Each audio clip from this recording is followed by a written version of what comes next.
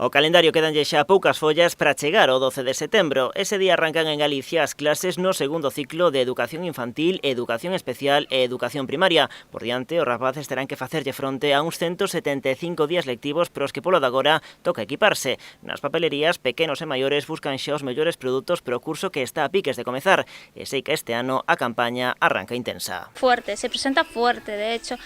Ya empezamos a tener ya muchos pedidos. Cada vez máis persoas apostan por mercar con antelación algo que tamén pode supoñer un importante aforro. Con todo, o clásico de deixar todo para a última hora segue a orde do día, moitas veces por recomendación dos propios centros. Hay algunos que se presentan, que se van adelantando, pero bueno, que la mayoría, como todos los años, septiembre es el año fuerte. Sí, porque hay colegios que le dicen no, hasta septiembre no coger nada y al final esperan a septiembre. De medio, o gasto por alumno en Galicia superará neste ano os 260 euros, un 9% máis que o ano pasado. Con todo, hai estudos que elevan esa cifra ata os 500 euros. A metade do orzamento marchará en libros de texto, roupa e calzado. Así todo, a lista de necesidades semella case que interminable. Ceras, libretas, carpetas y después, claro, ya estamos hablando de productos, pues ya lo que es furor de marca, ya seríamos las Gorkus, ya te digo, Mr. Wonderful. E sei que son poucos os pais e nais que reciclan o material de anos anteriores. Para aqueles que o peto llo permite, semella que gana máis a ilusión do neno que o aforro. Porque la ilusión de los niños es estrenar.